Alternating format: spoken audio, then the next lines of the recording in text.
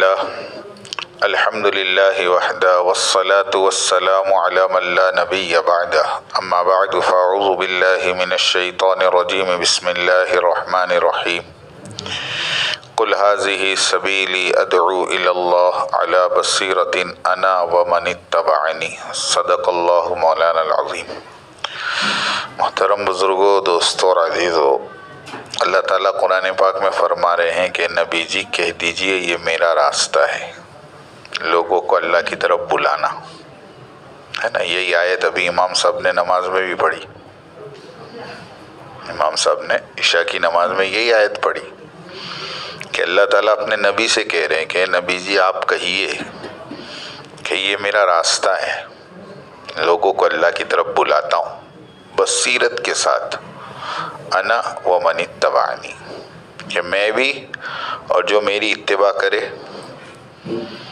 हज़रत फरमा रहे थे कि इस आयत के ज़रिए से ये बात मालूम पड़ी कि बग़ैर दावत के नबी की इत्तिबा मुकम्मल हो ही नहीं सकती। बग़ैर दावत के नबी की इत्तिबा, क्योंकि अल्लाह ताला ने खुद कुरान में कह दिया नबी के ज़रिए, अना व मन इत्तबानी, कि मेरा भी काम है, जो मेरी इत्तिबा करे उसका भी काम है। क्योंकि हमने सिर्फ अल्लाह के नबी को नबी नहीं माना है, आखिरी नबी भी माना है। फ़र्क समझो, पिछले तमाम नबी नबी थे, आखिरी नबी और मेरे और आपके आका ताजदार मदीना जनाब रसूलुल्लाह सल्लल्लाहु अलैहि वसल्लम आखिरी नबी हैं। जब तक तुम अल्लाह के नबी को आखिरी नबी नहीं मानोगे तब तक तुम्हारा ईमान मुकम्मल नहीं होगा।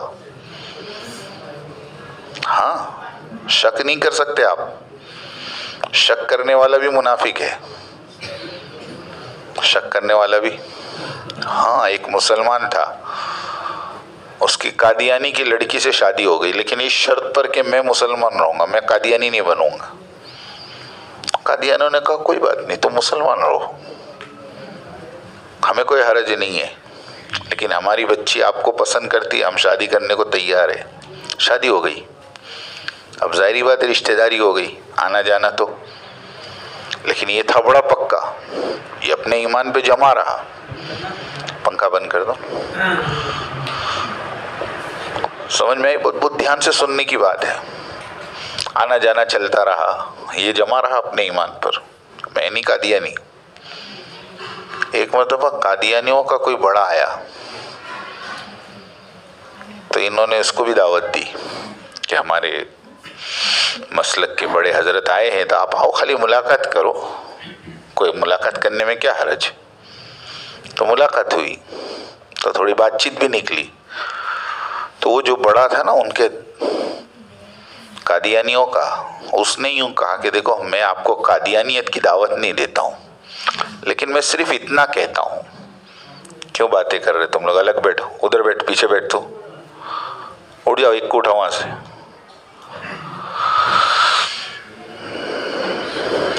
मैं तुमको कादियानियत की दावत नहीं देता हूँ, लेकिन मैं सिर्फ इतना कहता हूँ कि आप एक मरतबा इस्तिखारा करो। या अल्लाह, क्या करो? इस्तिखारा करो, अल्लाह से पूछो, हमारी बात मानो। तुम अल्लाह से तो इस्तिखारा कर सकते हो कि नहीं? उसने कहा हाँ ये हो सकता है यार। और उसने इस्तिखारा किया और ख्वाब में उसको मिर्जा गुलाम अहमद कादियानी नबी दिखे। और सुबह में उठ के वो कादियानी हो गया। अब किसी ने उसको पूछा क्या हुआ? बोले देखो मैं किसी की दावत पे कादियानी नहीं हुआ, मैंने तो अल्लाह से मशवरा किया और अल्लाह ने मुझे ख्वाब में दिखाया। तो मौलाना यूसुफ साहब लुधियानवी शहीद रहमतुल्लाह अलैह शायद उस ज़माने में वहाँ आए, उन्होंने इसकी मुलाकात की। तो उन्होंने जो जवाब, यानी उन्होंने जो बात इसको समझाई, वो मैं आपको समझाना चाहता हूँ। इसने जब मौलाना यूसुफ साहब के सामने कहा कि मैं मेरे ससुराल वालों की दावत पे कादियानी नहीं बना हूँ, मैंने तो बाकायदा इस्तिखारा किया है और अल्लाह ने मुझे गुलाम अहमद कादियानी को नबी दिखाया। तो मौलाना यूसुफ साहब रहमतुल्लाह ने कहा यही तो तेरी गलती है कि जब तू अल्लाह के नबी को आखिरी नबी मानता है तो फिर इस्तिखारा करने की भी ज़रूरत कहाँ से आई? पहले तेरे दिल में शक पैदा हुआ, वो शक की भी गुंजाइश नहीं है। समझे मेरी बात को? शक भी नहीं। जब शक हो तो किसी को पूछे ना आदमी, यकीन हो तो काहे को पूछेगा? कभी आदमी इसका इस्तिखारा करता है अल्लाह एक है कि दो है? अरे बोलो, कोई शक ही नहीं अल्लाह के एक होने में। नबी रसूल हज़रत मोहम्मद सल्लल्लाहु अलैहि वसल्लम अल्लाह के रसूल है कि नहीं है, कोई ऐसा सवाल करता है? ऐसे जिस तरह अल्लाह अल्लाह है, रसूल रसूल है, ऐसे मेरे नबी आखिरी नबी है। इसमें जर्रा बराबर भी शक करने वाला मुनाफिक और कादियानी तो हो सकता है, मुसलमान नहीं हो सकता। सबसे पहले अपने इस अकीदे को मजबूत करो कि अल्लाह के नबी आखिरी नबी है। अब दूसरी बात, जब से दुनिया बनी है इंसानियत का सिलसिला उस जमाने से चला आ रहा, और ये सिलसिला कयामत तक चलेगा। चलेगा नहीं चलेगा? ये अल्लाह की सुन्नत रही है कि अल्लाह रब्बुल इज्जत अपने बंदों से बहुत मोहब्बत करते हैं। 70 माओं से ज्यादा मोहब्बत करने वाला अल्लाह अपने बंदों को गुमराह नहीं देख सकता, अपने बंदों को जहन्नम में जाता नहीं देख सकता अल्लाह। हाँ, मुझे बताओ, क्या कोई माँ अपने हाथ से अपने बच्चों को आग में डाल सकती है? डाल सकती? सोच सकते हो आप? अगर किसी ने डाला हो तो वो माँ हो सकती? सब सोचो आप। तो एक माँ जब अपने बच्चे को जहन्नम में नहीं डाल सकती, तो मेरा अल्लाह जो 70 माओं से ज्यादा मोहब्बत करने वाला है, क्या वो अपने बंदों को जहन्नम में जाता पसंद करेगा? हाँ, अल्लाह खुद कुरान में कह रहे, 5वें पारे की आखिरी आयत है, मा यफ़अलुल्लाहु बिअज़ाबिकुम, अल्लाह को क्या मिलेगा तुमको अजाब देके? क्या भला होगा अल्लाह का?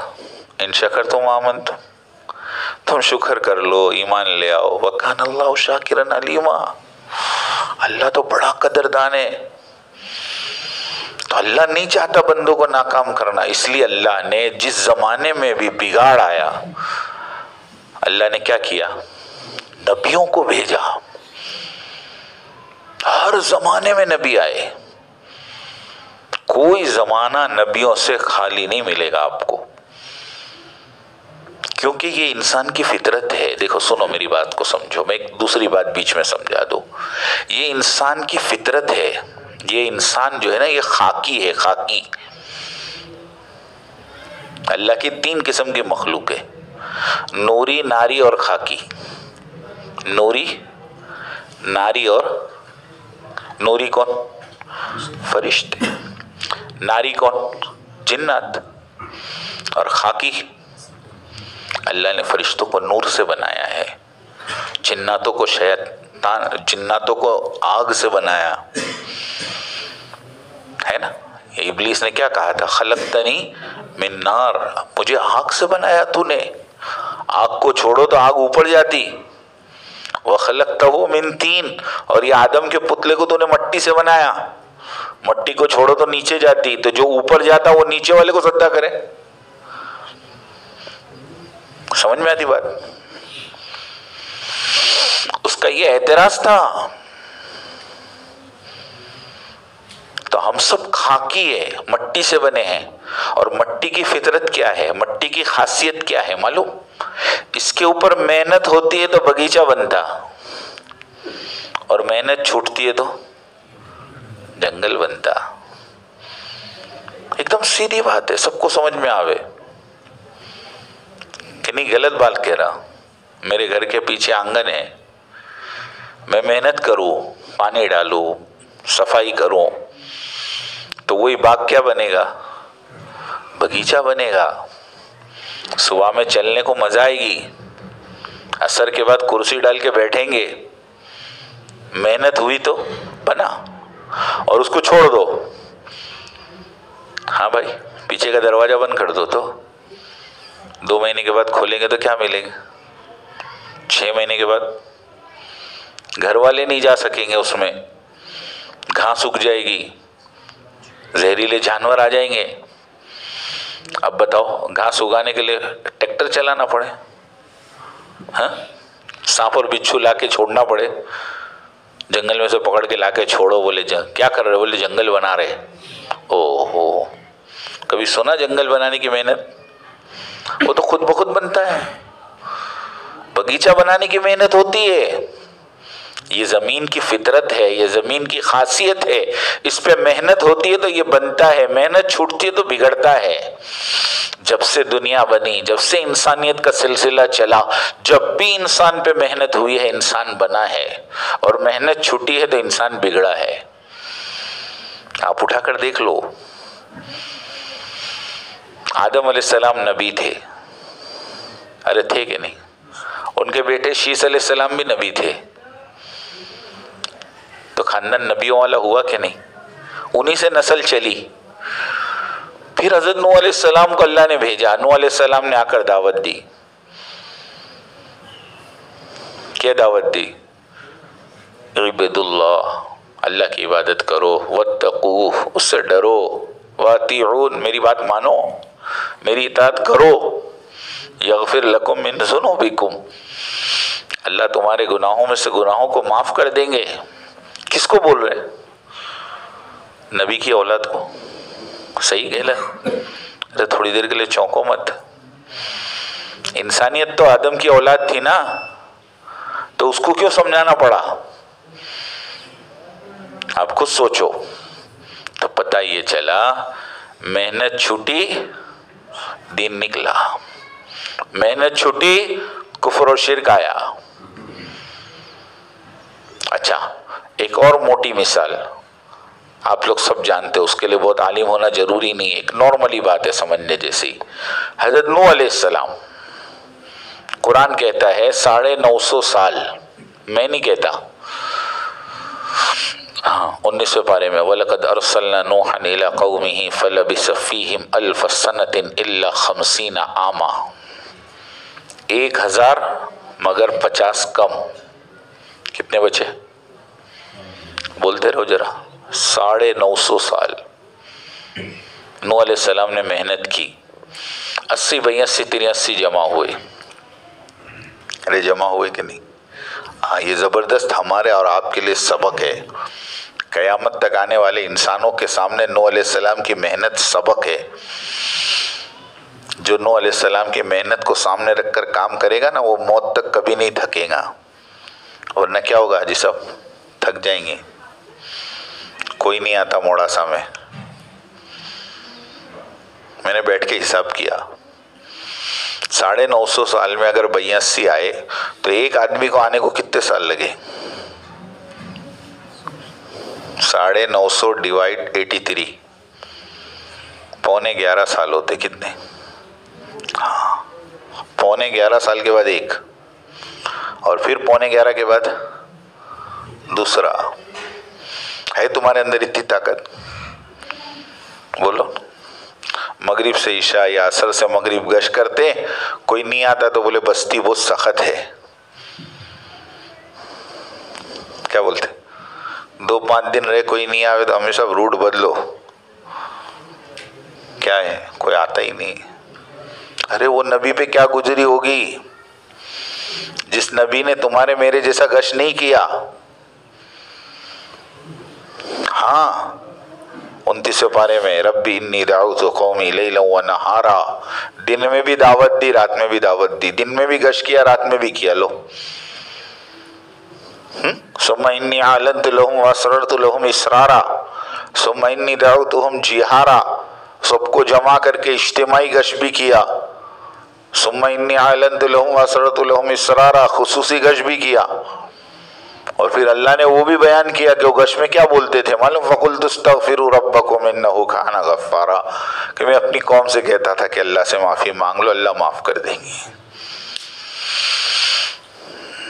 बोलो, दिन में रात में सबको जमा करके इनफिरादी।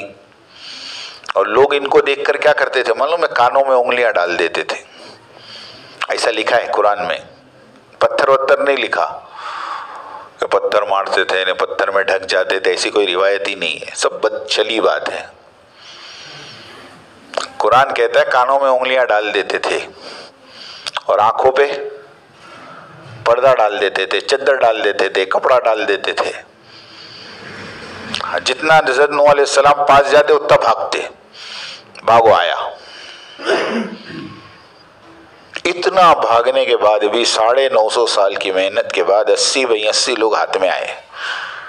अल्लाह ताला ने हुक्म दिया कि इनको लो और कहाँ चढ़ो, कश्ती में, बाकी का इंतजाम हम करते। अब हाँ, बाकी का इंतजाम हम करते, आ जाओ आगे आ जाओ। थोड़ा उठना बैठना बंद कर दो, है ना, 10 थोड़ी देर की बात है। क्या कह रहा था? हाँ, 80-82 को लेके कश्ती में सवार हो गए, अल्लाह ताला की तरफ से अजाब आया, सब हलाक हो गए। कुरान कहता है सुम्मा अगरकना बादुल बाकी, हमने बाकी के सबको डुबा दिया। किसको बचाया? फअनजयनाहु व मन मअहु, हमने बचाया उनको जो कश्ती में सवार थे। कश्ती में कौन थे? मुसलमान मानने वाले 80-82। पूरी कौम के सामने जिन, थोड़ी देर के लिए थोड़ा सा थिंकिंग करो, थोड़ा सोचो, पूरी कौम के सामने मालूम नहीं कितने लाख लोग होंगे, उनके सामने 80-82 ने नबी का जो साथ दिया होगा, उनके ईमान का लेवल क्या होगा? हाजी साहब, क्या लेवल होगा ईमान का? कैसे पक्के होंगे? सच्ची बोलना। पूरा गांव मुखालिफ हो है न, उसमें से 4 आदमी तुमको गश्त करावे, तो 4 कितने पक्के होंगे? आप खुद सोचो। ऐसे पक्के लोग ईमान के एतबार से, तक़वे के एतबार से, तहारत के एतबार से, यकीन के एतबार से, तुम सोचो ना यार, पूरी कौम के सामने लड़के जिन्होंने नबी का साथ दिया हो और जिसको नबी की सोबत मिली हो, कैसे कीमती लोग होंगे उन लोग। लेकिन आखिर में क्या हुआ? तूफान के बाद 60 साल तक, एक रिवायत में लिखा है 60 साल तक, 40 साल की उम्र में नबूवत मिली, 950 साल तबलीग करी, 990, और तूफान के बाद 60 साल, 1050 साल की जिंदगी नूह अलैहिस्सलाम की। उसके बाद नूह अलैहिस्सलाम का इंतकाल हो गया। अब मेहनत छूटी, मेहनत खत्म। अब है नेक लोग, पक्के लोग, लेकिन मेहनत के छूटने पर उन्हीं की औलाद बेदीन होना शुरू हुई। क्योंकि अल्लाह ताला को फिर नबी क्यों भेजना पड़ा? क्यों भेजना पड़ा? कि बिगड़े। समझ में आ रही बात? कुफर तो खत्म हो गया था ना, वो तो सब डूब गए। काफिर कहाँ बचे? नाफरमान कहाँ बचे? बचे कौन थे? वो 80-82। तो उनकी औलाद को क्या हो गया? अरे भाई, बाप दीनदार, पक्का दीनदार, और औलाद बिगड़ी। कि बिगड़ी ऐसी कि नबी भेजना पड़े। तो ये सारे वाकयात हमें बता रहे हैं कि मेहनत होगी तो दीन बाकी रहेगा, और मेहनत नहीं होगी तो बोलो दीन निकल जाएगा। मौलाना मुझे बता रहे थे अपना वाकया कि हम अमेरिका में जा रहे थे, तो रास्ते में एक जगह पर फैक्ट्री थी। तो नमाज का वक्त हुआ तो वो ड्राइवर ने मुझे कहा, मौलाना यहाँ एक फैक्ट्री है, फैक्ट्री में मस्जिद भी है, अपने वहाँ नमाज पढ़ ले। और वो फैक्ट्री का मालिक माशाल्लाह अपने दावत का साथी है, उससे मुलाकात भी हो जाएगी। अब वो गाड़ी पार्किंग में रखी और गए फैक्ट्री में। बस नमाज को 2-5 मिनट बाकी थे, जल्दी से वजू करके मस्जिद में पहुंचे। तो मस्जिद में जो इमाम था ना, वो अफ्रीकन था, जिसको हम लोग हबशी बोलते हैं, अदब से, काला नहीं बोलने का, हबशी, अफ्रीकन। लेकिन मौलाना कह रहे थे जब उसने नमाज पढ़ाई मगरिब की, तो मुझे ऐसा लग रहा था जैसे कुरान अभी उतरा है। इतना बेहतरीन कुरान उसने पढ़ा। नमाज के बाद वो लोग तो मुझे ले जाकर ऑफिस में बिठा दिए। तो मैंने उस सेठ को कहा कि आपके इमाम से मेरी मुलाकात करनी है। तो सेठ ने ध्यान नहीं दिया। हाँ बोले करवा देंगे। लेकिन मैं बेचैन था उससे मिलने। चाय आई, नाश्ता आया, चाय नाश्ता किया। फिर मैंने कहा बुलाओ इमाम को, मुझे मिलना है। बोले यार मौलाना आप क्यों इतनी जिद कर रहे हैं? मुझे मिलना है बस। तो बोले इमाम नहीं है, वो तो हमारी फैक्ट्री का एक नौकर है, काम करता है वो, उसका कुरान अच्छा है इसलिए मुसल्ले पे खड़ा कर देते हैं। कहा फिर भी मुझे मिलना है। और जब मौलाना जिद करी तो उसने बुलाया, मुलाकात करी। मौलाना बोलते मैं खड़ा हो गया उसको देख के, मुसाफा किया, मुआनका किया। और मैंने उसको पूछा कि बच्चा सच बता तू कुरान कहाँ पढ़ा? उसने कहा कि चंद महीने पहले तो मैं ईमान लाया हूं। बोलो तो क्या कुरान? तो क्या एक पाकिस्तान का स्टेशन है रेडियो पर, उस सालों पहले की बात है, जमाने में मोबाइल वगैरह तो नहीं थे, का एक रेडियो स्टेशन है, वहाँ रात को 10 बजे के बाद मश्क करवाते हैं। तो मैं रोज रात को वो मश्क करके ये सीखा हूं। तो वहां कहते देखो मेहनत होती है तो ऐसे नमूने पैदा होते हैं, मेहनत होती है तो ऐसा दिन आता है। हाँ, फिल्म स्टारों के घरों में अल्लाह के वली पैदा होते हैं। कई ऐसे घराने हैं बम्बई में, खानदान पूरा का पूरा फिल्मी है और अल्लाह ने बच्चे को हिदायत दे दी, पूरी जिंदगी बदल गई। कि जब मेहनत होती है तो दीन जिंदगियों में आता है, और मेहनत छूट जाती है तो बोलो दीनदारों की नस्लों से दीन निकलता है। हाँ, कि बुखारा और समरकंद नाम सुना आपने? इस इस्लाम के अंदर इस वक्त कुरान के बाद जो सबसे बड़ी किताब है वो कौन सी है? वो कहाँ लिखी गई? बुखारा में, रशिया में। एक जमाने के अंदर पूरी दुनिया के इल्म का मरकज उस बुखारा की कारगुजारी मौलाना ने सुनाई कि कुछ कुवैत के बच्चे रशिया पढ़ने गए। एक जमाना कम्युनिस्ट का गुजरा है वहां, 1919 से लेकर 1993 तक 75 साल ऐसे गुजरे हैं उस मुल्क में, पूरे रशिया खंड में अल्लाह का नाम लेने पे पाबंदी थी। हमारे वालिद साहब मुझे बता रहे थे, अल्लाह का शुक्र है 6 बर्रे आजम में हमारा वक्त लगा, खाली रशिया बाकी है बेटा। रशिया खुला भी 93 में, और अब्बा की तबीयत ठीक नहीं, वरना बोले वो खंड में भी जाके आता। ऑस्ट्रेलिया जाकर आए, अमेरिका जाकर आए, अफ्रीका जाकर आए, एशिया जाकर आए, हर खंड में गए, लेकिन वो बंद था। और मुझे बराबर याद है 1993 में जब वो खुला, उस टाइम मस्जिद के दरवाजे पर मैं मेरे अब्बा के साथ था, और हमारे जिम्मेदार मस्जिद के उन्होंने कहा हाजी साहब रशिया खुल गया है, एक ही खंड बाकी है, चलो जाके आते हैं। तो अब्बा ने कहा मेरी हिम्मत नहीं होती। 75 साल तक अल्लाह का नाम लेने पे पाबंदी, दीन का काम करने पे पाबंदी, दीन की मेहनत पे पाबंदी। समझ में आई बात? हाँ, इतना जबरदस्त कम्युनिस्ट का दौर। और मैं क्या बोल रहा था, जब कम्युनिस्ट का निजाम खत्म हुआ 93 में, तो कुछ कुवैत के बच्चे वहां पढ़ने गए। अब कुवैत का और रशिया, तो क्या मिनी वेकेशन पड़ा, 10 दिन का 12 दिन का जो भी होगा। तो उन बच्चों ने ये सोचा कि अपने यार 10 दिन के लिए कहा कुवैत जावे ने आवे, अपने 10 दिन के लिए यहीं कोई विलेज में, उसको लोकेशन बोलते उन लोग। लोकेशन मतलब हमारे हिंदुस्तान में जो देहात बोलते हैं ना, फॉरेन में उसको क्या बोलते हैं? लोकेशन। कि चलो लोकेशन का विजिट मारे।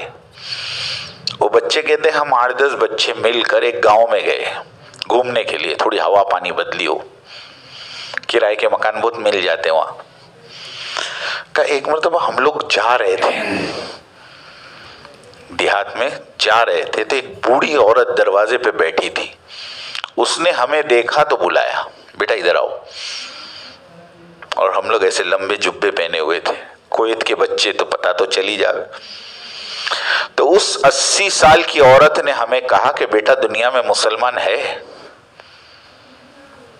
या अल्लाह, हम तो हैरान हो गए कि अम्मा क्या बात करती है, करोड़ों की तादाद में मुसलमान हैं। ओहो, अच्छा मेरी एक तमन्ना पूरी करोगे? का क्या? क्या मुझे कुरान देखना है। कुरान लाए हो? कहा अम्मा हम तो घूमने फिरने आए, हम लोग कहाँ कुरान लेके आएंगे, बेइज्जती होती है। कहा मेरा बहुत तमन्ना थी, तुमको देखकर मेरी तमन्ना जागी, लेकिन पता नहीं अब मैं जिंदगी में कुरान देख सकूं नहीं देख सकूं। लेकिन उसमें से एक बच्चे के दिल में बात आई कि यार इसको कुरान दिखाना है। उस टाइम तो वापस हो गए, लेकिन उसने फिर अगली मर्तबा फिर वेकेशन के अंदर वही प्लान बनाया, चलो वहां जावे ने कुरान लेके जावे ने बड़ी अम्मा को कुरान देवे। कहते हम मुस्तकिल उस अम्मा को मिलने के लिए विजिट की, और जब उस अम्मा के हाथ में ले जाके कुरान रखा तो उसकी आंखों से आंसू जारी हो गए। वो घर में गई, जेवरात का डब्बा लेकर आई और वो डब्बा लाकर उस बच्चे को दी जिसने कुरान दिया। उसने कहा अम्मा ये क्या है? कहा ये मेरे जेवरात है। उसने कहा अम्मा हम लोग कुवैती लोग हैं, हमारा दीनार आपको पता है कितने का है? एक दीनार हिंदुस्तान के 280 है। दुनिया का सबसे महंगी करेंसी हमारी है, हमको ये सब क्या अगर हम लोग से बहुत है। कहा नहीं बेटा, मैंने मन्नत मानी थी कि जो मुझे कुरान दिखाएगा मैं उसको ये जेवरात दूंगी। उसने कहा मुझे नहीं चाहिए। कहा कोई बात नहीं, तुम ले जाओ, मुसलमानों को दे देना, लेकिन बताओ आप इतना क्यों तड़प रही हो? तो उस औरत ने कहा कि मैं 80 साल की हो गई हूं और मैं मुसलमान हूं पैदाइशी, लेकिन आज तक कुरान नहीं देखा।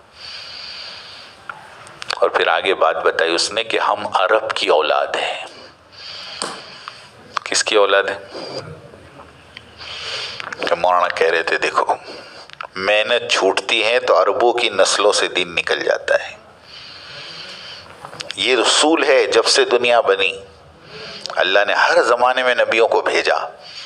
अब मैं अपनी बात पे वापस आता हूँ, हमारे नबी आखिरी नबी है, लेकिन इंसान तो कयामत तक आते रहेंगे। अरे बोला आएंगे नहीं आएंगे, और हम लोग सब खाकी है, हम पे अगर मेहनत छूटी तो हम बिगड़ेंगे नहीं बिगड़ेंगे? तो फिर हमारा क्या इंतजाम?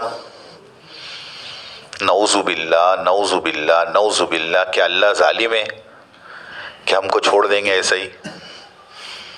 कोई इंतजाम ही नहीं हमारे लिए।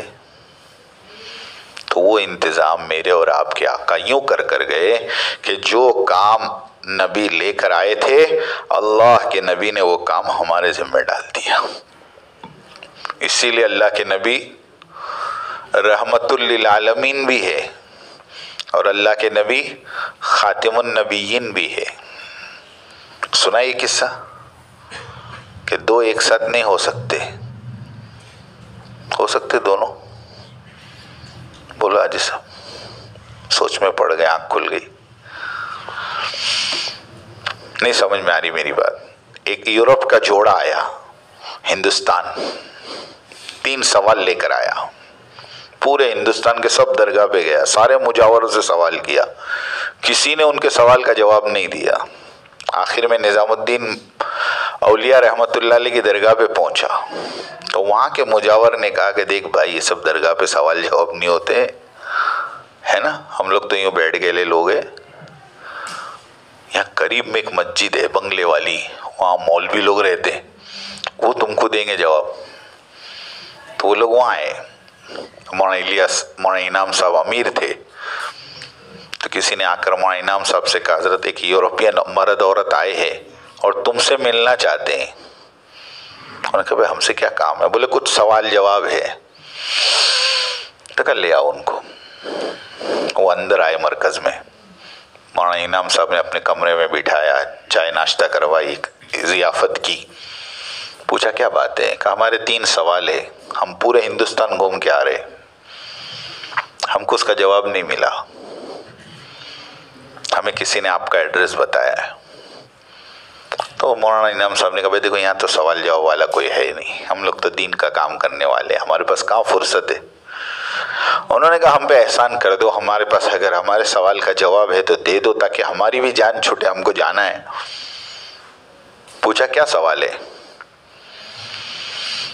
तो कहा पहला सवाल ये है कि रूह क्या है। पहला सवाल क्या है? रूह क्या है।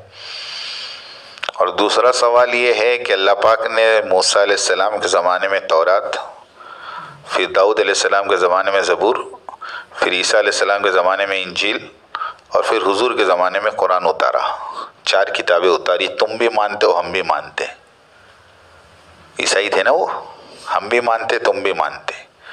अब इसमें एक अदब की बात है, एक बेअदबी की बात है। बेअदबी की बात पहले सुन लो। उन्होंने कहा बेअदबी की बात यह है कि तौरात उतरी, उसमें कुछ मिस्टेक रह गई तो अल्लाह ने उसको सुधार के ज़बूर उतार दी, और ज़बूर में कुछ मिस्टेक रह गई तो इंजील, और इंजील में कुछ कमी रह गई तो कुरान। मगर हम भी मानते आप भी मानते अल्लाह बेऐब है। अल्लाह से भूल, अल्लाह से गलती, अल्लाह से मिस्टेक हो सकती है? नहीं हो सकती। तो बेअदबी की बात साइड में रख दो। अदब क्या है? का अदब यह है कि मूसा अलैहिस्सलाम के ज़माने के हिसाब से तौरात, दाऊद अलैहिस्सलाम के ज़माने के हिसाब से ज़बूर, ईसा अलैहिस्सलाम के ज़माने के हिसाब से इंजील, हुजूर के ज़माने के हिसाब से कुरान। बराबर है? अरे बराबर है, तुम हाँ बोलो। तो उन्होंने कहा जब ये बराबर है और हर ज़माने के हिसाब से किताब उतरी है तो ये कुरान तो ऊँट के ज़माने का है ना, तो रॉकेट के ज़माने के हिसाब से कोई किताब होनी चाहिए कि नहीं? चुप, आवाज बंद। ये सवाल है हमारा। और तीसरा सवाल ये है कि आप लोग आपके नबी को खातिमुन नबीयीन भी कहते हैं, रहमतुल लिल आलमीन भी कहते हैं। इस पर हमारा इश्काल है। क्या है? कि दुनिया में नबियों का आना रहमत था। नबी आते थे तो रहमत आती थी कि नहीं? तुम्हारे नबी ने आकर वो दरवाज़ा क्या कर डाला? बंद कर दिया। अब ये बताओ, जिस आदमी ने रहमत का दरवाज़ा बंद किया हो, रहमतुल लिल आलमीन कैसा हुआ? और अगर वो रहमतुल लिल आलमीन है तो खातिमुन नबीयीन। समझ में आई बात? दो चीज़ें साथ में हो सकती है। उन्होंने मिसाल भी दी, किताब में है मौलाना इनाम साहब के, हाँ मौलाना इनाम साहब के सवाने में या मौलाना उमर साहब के सवाने में एक किस्सा लिखा है। उन्होंने मिसाल भी थी कि दो चीज़ें साथ में नहीं हो सकती। मिसाल के तौर पर एक आदमी यूँ कहे मेरी बीवी बेवा हो गई, होवे? क्यों क्यों शब्बीर भाई? अरे क्यों नहीं हो? बीवी बेवा नहीं हो सकती? हाँ, तू जिंदा है तो तेरी बीवी बेवा कहाँ से होगी? नहीं, बीवी बेवा होएंगी तो तू जिंदा नहीं होएगा। दो में से एक हो गए। मेरे बच्चे यतीम हो गए, लो कहाँ से यतीम हो गए? है ना? या तो बच्चे यतीम, अगर बच्चे यतीम हो तो तू मरहूम, और तू जिंदा तो बच्चे यतीम नहीं। दो चीज साथ में नहीं हो सकती। बिल्कुल इसी तरह उन्होंने कहा कि एक नबी खातिमुन नबीयीन नहीं हो सकता अगर वो रहमतुल लिल आलमीन है, और रहमतुल लिल आलमीन है तो खातिमुन नबीयीन नहीं हो सकता। अब इसका जवाब दो। मौलाना इनाम साहब कहते मैंने मौलाना उमर साहब को बुलाया और मौलाना उमर साहब से कहा कि कुछ सवाल है, इनको लेके रूम में बैठो, हमारे पास तो इतना टाइम नहीं है, दूसरे भी मेहमान है। तो मौलाना उमर साहब कहते मस्जिद से, कहते ये औरत है, इसको कहाँ ले जाऊँ? कहा देखो पर्दे का हुक्म तो दोनों को है, मर्दों को भी है औरतों को भी। अब ये तो करने वाली है नहीं, तुम कर लेना। नहीं समझे? निगाहों को झुकाने का हुक्म किसका है? दोनों को है। कुल्लिल मुमिनीना यग़ुज़्ज़ू मिन अब्सारिहिम, कि मोमिन मर्दों से कहिए निगाहों की हिफाजत करे। फिर आगे का वकुल्लिल मुमिनाति यग़ुज़्ज़ुन मिन अब्सारिहिन्ना, कि मोमिन औरतों से कहिए कि तुमने तो दोनों को है ना। अब वो तो करने वाली है नहीं, तो तुम कर लेना, तुम नीचे मुँह करके बात कर लेना, बाबा ले जाओ इनको। तो मौलाना उमर साहब ने उनको तीनों को जवाब दिया और ज़बरदस्त जवाब दिया। अब वो 3 जवाब तो नहीं, मैं एक जवाब सुनाऊँ आखिरी वाला जो मेरे मतलब का है, बाकी के 2 का क्या करें, उनको बाद में करेंगे। समझ में बात? अभी बता, तो चलो बता देते हैं। पहला सवाल क्या था, रूह क्या है? मौलाना उमर साहब रहमतुल्लाह अलैह ने कहा कि मुझे पहले ये बताओ, आपने किसी को मरते हुए देखा है? आपके सामने किसी की डेथ हुई है? उसने कहा हाँ, बहुत सारे मरे हमारे सामने। तो क्या होता है, क्या होता है? कभी बीमार होते हैं, खाना पीना बंद हो जाता है, और फिर धीरे धीरे धीरे धीरे एक वक्त आता है, एक जोर से हिचकिया,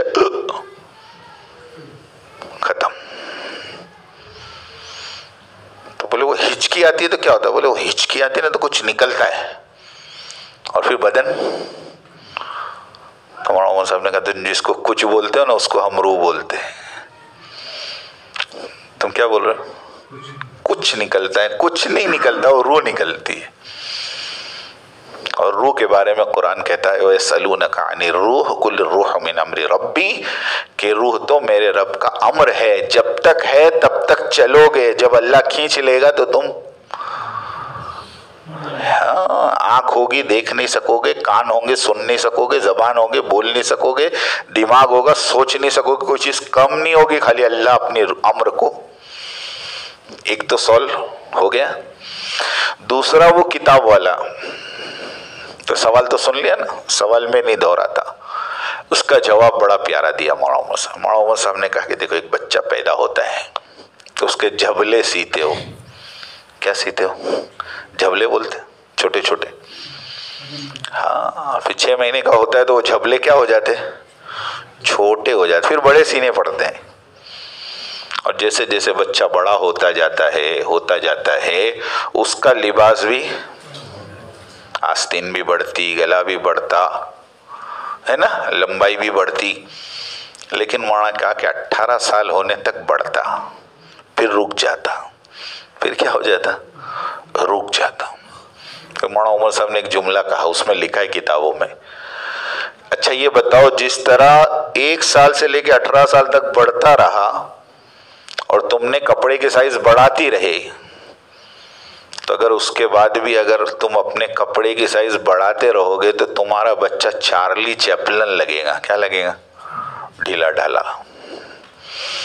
कि नहीं, एक लिमिट पे आके बढ़ेगा और उसके बाद वो माप क्या हो जाएगा। तो मैंने कहा कि मूसा अलैहिस्सलाम के ज़माने में इंसानियत बच्ची थी तो उस हिसाब से तौरेत आई, फिर थोड़ी बड़ी हुई तो ज़बूर आई, थोड़ी बड़ी हुई तो इंजील आई, जवानी पे पहुंची तो कुरान आया। अब जवानी का माप मौत तक, ऐसे कुरान भी क़यामत तक। इसमें झगड़ा क्या? इसमें कोई झगड़ा नहीं। ऐसा नहीं होगा कि जैसे हर जमाने में बदला, अब क़यामत तक यही चलेगा। जैसे तुम्हारा माप अब क़यामत तक चलेगा। अब तुम इसमें भी बढ़ाते जाओ तो फिर तुम चार्ली चैपलन लगोगे। नहीं, मैं हर महीने 2 इंच बढ़ाता हूँ, अभी यूं भी बढ़ाऊं तो ढीला ढीला हो जावे, पागल लगोगे। और तीसरा सवाल कहा कि तुमने जो 2 बातें कही ना कि 2 बातें नहीं हो सकती, खातिमुन नबियों और रहमतुल लिल आलमीन नहीं हो सकते। क्यों? कि तुम्हारे नबी ने नबियों का आना बंद किया। नबियों का आना रहमत था, रहमत का दरवाज़ा बंद करने वाले तुम्हारे नबी, वो खातिमुन नबीन है तो रहमतुल लिल आलमीन कैसे? तो मौलाना उमर साहब ने कहा यहाँ थोड़ा सा करेक्शन करने की ज़रूरत है। का क्या? का आपने जो ये जुमला कहा ना, दुनिया में नबियों का आना रहमत था, ये अधूरी बात है। नबियों का आना रहमत नहीं था, नबी आकर जो काम करते थे उससे रहमत आती थी। समझ में आई बात? दलील क्या उसकी? कि अल्लाह के नबी को दुनिया में आए हुए 40 साल हो गए। कितने साल हो गए? नबी आए हुए कितने साल हो गए? पर कोई चेंजिंग नहीं। वही मक्का का नंगे मादरजात बरहना तवाफ कर रहे हैं, वही अल्लाह के घर में 360 बुतों की पूजा हो रही, वही जिना आम, शराब आम, चोरी आम। ऐसी जहालत, ऐसी जहालत, ऐसी जहालत कि उस जमाने को कयामत तक कोई लिखने वाला लिखेगा तो जमाने जाहिलियत लिखेगा। कि नहीं? हाँ, हद हद हद बोलते ना। किसी ने इनके दिमाग में डाला कि ये कपड़े है ना, ये कपड़े पहन के तुमने गुनाह कराए, तो ये कपड़े में काबतुल्लाह का तवाफ होवे के? तो कपड़े उतार देवे। क्या कहवे? ये कपड़े में तो नहीं होए, तो कपड़े तो गुनाह वाले के। तो वहां काबतुल्लाह के अंदर मक्का वालों ने कपड़े लटका के रखे थे, भाई साहब नंगे मत घूरो, ये पहनो। अब लेकिन वो इतने कपड़े होते थे कि सबको काफी नहीं होते थे, तो जिसको मिला वो पहन लेता और जिसको नहीं मिला वो युद्ध चालू हो जाता। और तवाफ करते हुए एक बदनसीब जोड़ा मर्द और औरत का, उसने तवाफ के दौरान जिना शुरू कर दिया। अल्लाह को इतना गुस्सा आया, अल्लाह ने वहीं पे दोनों को मिट्टी बना दिया। तो इन्होंने उसको भी उठा के रख दिया बुतों के साथ के चलो ये भी एक निशानी अल्लाह के अजाब की। बोलो कितने जाहिल होंगे। तो उन्होंने समझाया मौलाना उमर साहब ने कि देखो 40 साल हो गए नबी को आकर, लेकिन कोई बिगाड़ दूर नहीं हुआ। क्योंकि नबी ने नबी का काम शुरू नहीं किया, और नबी का काम जैसे शुरू किया तो 40 साल नहीं लगे, 23 साल के अंदर पलटा पलट गया। तो इससे क्या समझ में आया कि नबियों का आना रहमत नहीं, नबियों की मेहनत रहमत थी। और हमारे नबी खातिमुन नबीयीन है, लेकिन रहमतुल लिल आलमीन इस वजह से है कि उन्होंने वो रहमत का काम सारे आलम के इंसानों को बांट दिया। मेरे भी जिम्मे है, आपके भी जिम्मे है, क़यामत तक आने वाले आखिरी इंसान तक अल्लाह के दीन को पहुंचाना। ये बोलो मेरी आपकी जिम्मेदारी हुई कि नहीं? इस वक्त पूरी उम्मत जो इर्तिदाद के दहाने पे खड़ी है, पूरी उम्मत, सच कह रहा मैं, तुम जरा बाहर निकल के देखो तो खबरों में नजर डालो, ताज्जुब होता है, रोना होता है। अभी एक खबर पड़ी, एक मां ने अपने 2 बच्चों को घर के ड्रम में डुबा के मारा। इंसान कहां तक पहुंच गया? अब बताओ। कल की खबर है, एक होटल के 2 मालिक गिरफ्तार हुए कि क्या कर रहे थे कि रूम में कैमरा लगा के दूसरे रूम में टीवी लगाए। अब मुसलमान दोनों, कैसी जहालत और कैसे हालात, और फिर कहे ऐसा हो रहा वैसा हो रहा। तो मेरे भाई क्या होएगा बताओ ना, क्या होगा? चलो बताओ। अब इसी साल 12वीं वफात में मैं सरखेज का जो 4 रास्ता है, मैं वहां कम से कम आधा घंटा ट्रैफिक में फंसा रहा। क्या हो रहा है? तो बोले वो जुलूस निकला है, तो रास्ते में बीच में जश्न आमद रसूल। अरे भाई आमद रसूल वाले यहाँ पूरा अंबर टावर तक ट्रैफिक हो गया, लोग परेशान है बेचारे, कोई काम पे जा रहा है, कोई हॉस्पिटल जा रहा है। सच बताओ, क्या ये तालीम दी है मेरे और आपके आका ने? इनको कौन समझाएगा? कसूर मेरा है, कसूर हम सब का है। हम सब समझदार लोग हैं, हम सबको अल्लाह ने समझाया है, हम लोग सब दीनदार लोग हैं। हम लोग इनको दीन नहीं बताएंगे तो कौन बताएगा? बताओ, सच्ची बताओ। मौलाना उमर साहब रहमतुल्लाह अलैह एक मिसाल देते थे, बस आखिरी बात करूं, बहुत अच्छी मिसाल देते थे, आपको समझ में आएगा हम कितने बड़े गुनहगार हैं।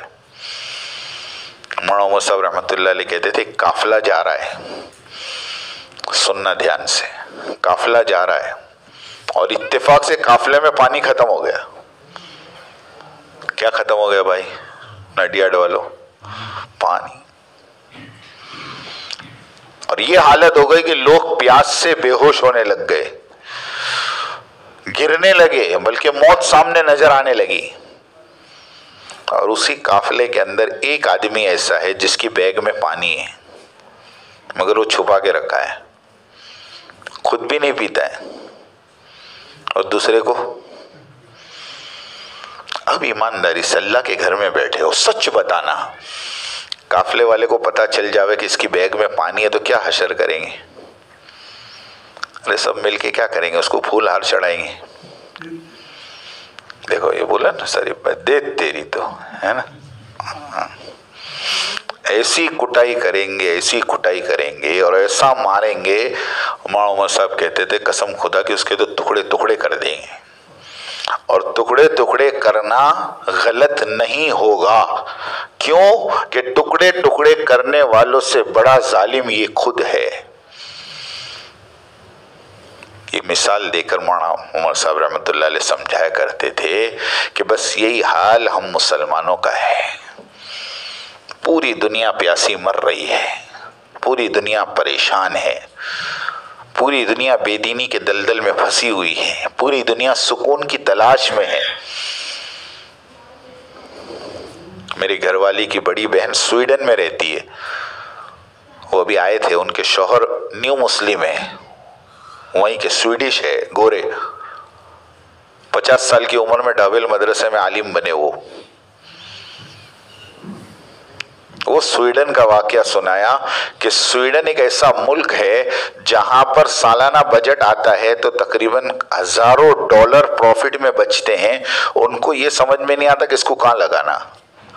अपने यहाँ ये हिसाब होता है कि भाई इतना खर्चा है तो कितने टैक्स बढ़ाना कि कर्जा पूरा हो। उनके पास पैसे बत्ते के कहाँ डालना। तो हर बंदे को हर महीने $6000 गवर्नमेंट देती है खर्चे को। तुम्हारे कुछ करने का नहीं, घर में रहो, ये खर्चा लो। गाड़ी चाहिए, गाड़ी पास जो आते ना 6000 उसमें से कट जाएंगे। बंगला चाहिए, बंगला चलो 6000 में से माइनस हो जाएंगे। तुम्हारे कुछ नहीं देने का। कितनी अच्छी लाइफ। सच्ची बोलना, तुम क्या सोचते हो अपना वहां हो जावे तो मजा मजा मजा मजा नहीं। उन्होंने कहा दुनिया में सबसे ज्यादा खुदकुशी वो मुल्क में होती है। और अब गवर्नमेंट ने पाबंदी लगा दी कि मरना है तो पहले नाम लिखाओ, बाद में मरो। यूं नहीं मर सकते तुम लोग। वेटिंग लिस्ट खाई में, हाँ जगह नहीं है दफन करने को। अब बताओ, ये दुनिया इतनी परेशान है बेचारी। सब है इनके पास, सुकून नहीं है, सुकून नहीं है। जाकर देखो, शराब पी पी के परेशान है, नशे कर कर के परेशान है, चरस खा खा के परेशान है। और इनका इलाज मेरे पास है, तुम्हारे पास है। अब अपड़े भी नहीं पी रहे और इनको भी नहीं पिला रहे तो अपड़ा क्या होएगा। अब टिक्का बोटी मार पड़ेंगी कि नहीं पड़ेंगी। इसके लिए एक जिम्मेदारी है दोस्तों। अल्लाह ने बहुत बड़ी अमानत दे के भेजा है। सच्ची कहता हूं, चलो फिरो उम्मत में। हम नहीं कहते काम धंधे मत करो, लेकिन हजरत कहते याद रखना, कमाना तो हलाल है, लेकिन उम्मत मुर्तद हो रही हो ना तो फिर हलाल कमाना भी जुर्म है। हाँ, हलाल कमाना भी जुर्म है। अल्लाह ने बहुत दिया है हमारे को। 4 महीने अगर निकल जाएंगे तो कसम खुदा की हमारे घरों में कोई फाके नहीं पड़ जाएंगे। हमारे घरों के चूल्हे नहीं बुझेंगे, वो तो चूल्हे बुझा के जाते थे। इसके लिए थोड़ी सी हिम्मत की जरूरत है। बहुत बड़ी जिम्मेदारी है मेरे दोस्तों। हाँ, जितना तुमसे हो सके उतना कर लो। मैं हाथ जोड़ के कहता हूं, जितना हो सके उतना कर लो। मैं मिसाल देता हूं कि इब्राहिम अलैहिस्सलाम को जब आग में डाला गया ना तो कबूतर अपनी चोंच में लेकर आया था पानी, या चिड़िया। किसी ने उससे पूछा कि तेरी चोंच के पानी से आग बुझने वाली? उसने कहा वो तो मेरे को भी मालूम है नहीं बुझने वाली, लेकिन मैं अल्लाह मियाँ को गवाह बनाती हूं कि मैं नमरूद के साथ नहीं हूं, इब्राहिम के साथ हूं। मैं गवाह बनाती हूं, मैं जालिमों के साथ नहीं हूं। तुम्हारा एक मर्तबा का 4 महीना अल्लाह के रास्ते में निकल जाना, भटक लेना, थोड़े हालात आएंगे, लेकिन एक हुज्जत बन जाएंगी कि अल्लाह हमने जितना था उतना तो करा, हमारे बस में जितना था उतना किया। इसके लिए मेरे दोस्तों सारा मजमा इंशाल्लाह नियत कर लो कि इंशाल्लाह लगाना है, लगाएंगे इंशाल्लाह। देखो हाथ उठाने में